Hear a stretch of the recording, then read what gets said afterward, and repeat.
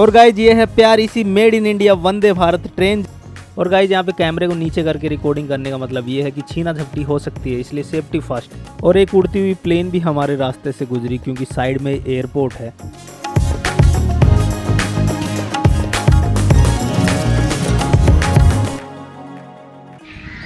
आप सभी को मेरा नमस्कार। तो उगते हुए सूर्य देवता के दर्शन करने का मौका मुझे दो सिचुएशन में मिलता है, तो मेरी छुट्टी हो या फिर मुझे कहीं बाहर जाना हो किसी काम से। और संयोग से आज दोनों चीजें एक साथ हो रही है, मुझे कहीं बाहर भी जाना है और आज संडे भी है। तो मैं सुबह जल्दी उठ के आ जाता हूँ छत के ऊपर ठंडी ठंडी हवा खाने और उगते हुए सूर्य देवता के दर्शन करने। थोड़ी देर ठंडी हवा खाने के बाद में फाइनली मैं नहा धो के निकल जाता हूँ अपनी मंजिल के लिए। Hi guys, good morning, welcome back in another day. तो अभी मैं जा रहा हूँ दिल्ली किसी काम से और आज संडे भी है तो घूमना भी हो जाएगा, एक पन दो काज हो जाएंगे। तो अभी 9 बज चुके हैं और मैं घर से निकल चुका हूँ, मिडवे पे खड़ा हूँ। ये रही अपनी बाइक।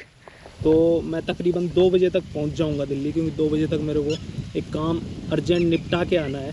तो 2 बजे तक का मेरा टारगेट है। इसको खड़ी करूँगा मैं कोटपुतली पार्किंग में, उसके बाद मैं वहाँ से बस पकड़ूँगा और बस के थ्रू अपन चलेंगे दिल्ली, जो कि ऑलमोस्ट 2 से 3 घंटे लेगी, ज़्यादा भी ले सकती है, ट्रैफिक के ऊपर डिपेंड करता है।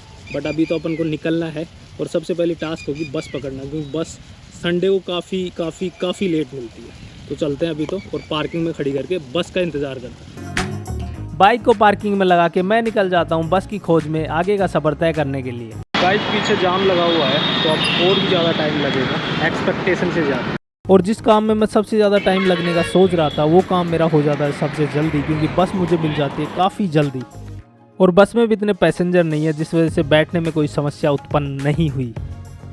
और इस खूबसूरत मौसम के बीच में सफ़र करना और भी मज़ेदार हो जाता है। थोड़ा सा क्लाउडी वेदर है आज का।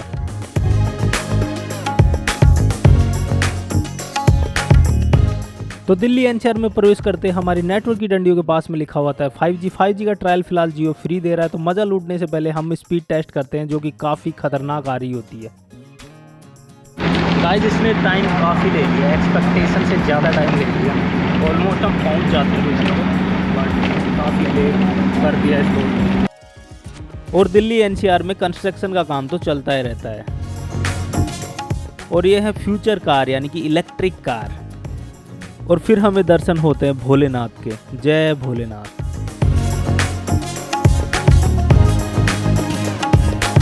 और एक उड़ती हुई प्लेन भी हमारे रास्ते से गुजरी क्योंकि साइड में एयरपोर्ट है।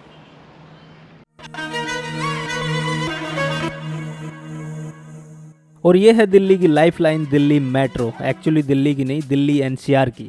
और फाइनली हम पहुंच जाते हैं धौला कुआं, जहां से हमें दूसरी बस बदल के जाना है निजामुद्दीन रेलवे स्टेशन। और निजामुद्दीन जाने वाली बस के लिए हमें ज़्यादा देर इंतजार नहीं करना पड़ा, क्योंकि दिल्ली में ट्रांसपोर्टेशन का इतना इश्यू है नहीं, थैंक्स टू दिल्ली मेट्रो, जिसने सारा का सारा ट्रैफिक डाइवर्ट कर दिया अपनी तरफ। तो बसों में इतनी भीड़ होती नहीं है। एंड फाइनली हम पहुंच जाते हैं निजामुद्दीन रेलवे स्टेशन के बाहर, जहां से हमको पैदल चल के जाना है तकरीबन आधा किलोमीटर।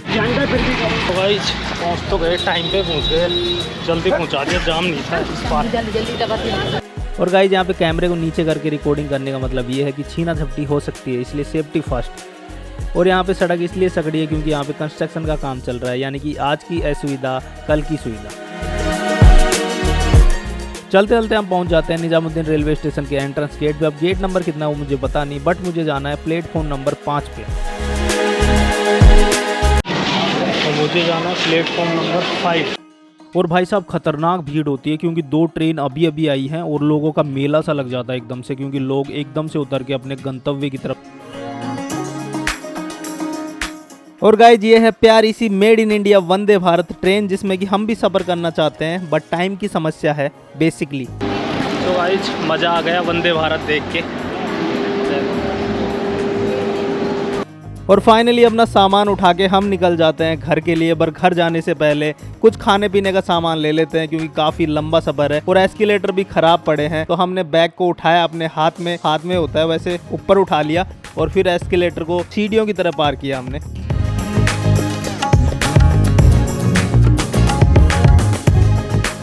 और भाई साहब इंडियन रेलवे स्टेशन पे भीड़ तो कम हो ही नहीं सकती। एक आदमी जाता है दूसरा आता है, क्योंकि लोग ट्रैवल काफ़ी करते हैं और इंडियन रेलवे सबसे बिजी, एक बोल सकते हो कि आप ट्रैवलिंग का सोर्स है। गाइस बहुत ज़्यादा गर्मी है यार, पसीने पसीने हो गया मैं तो। छाँव हमें नसीब नहीं हो रही, बहुत ज़्यादा गर्मी लग रही है यार। घर से निकले थे ना तो ठंड हो रही थी, बारिश का सा मौसम था, और यहाँ पे आते आते उमस सी लग रही है। दिल्ली में इतनी गर्मी होने के पीछे पोल्यूशन भी एक कारण है। मैं मुश्किल से 15 से 20 मिनट कंटिन्यूअसली चलाऊंगा और मेरे फेस पे पसीना ही पसीना हो रखा है। और फिर फाइनली हमने बैक टू होम वाली बस पकड़ी सराय काले खां से। और लंबे सफ़र में आपको खाने पीने की चीज़ें बस में मिल जाती हैं। वैसे कच्चा मैंगो हमारे घर का है और काफ़ी टेस्टी है। और भाई साहब इतनी गर्मी में जब बस चलती है और ठंडी ठंडी हवा लगती है तो क्या ही मज़ा आता है, क्या एक्सप्लेन करूँ मैं उस फीलिंग को। और ऐसे बस के सफ़र का मज़ा लेते लेते कुल्हड़ की चाय पीते पीते हम फाइनली पहुँच जाते हैं अपनी मंजिल पर।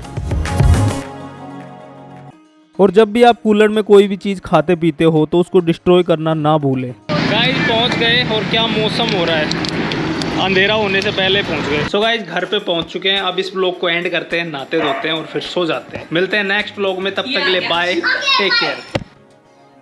सो गाइस ये अक्षु का नया दोस्त छोटा सा चूहा, इसकी मम्मी खो गई तो अक्षु इसको पालेगा। अक्षु के ऊपर है इसकी सारी जिम्मेदारियां। तो कैसा लग रहा है आपको? अरे कोई शायद ऐसा नहीं, इसको दूध पिलाएंगे, दूध पिलाएंगे। दूध पिएगा ये? पी सकता है चूहे का बच्चा। अब फिर क्या खाएगा?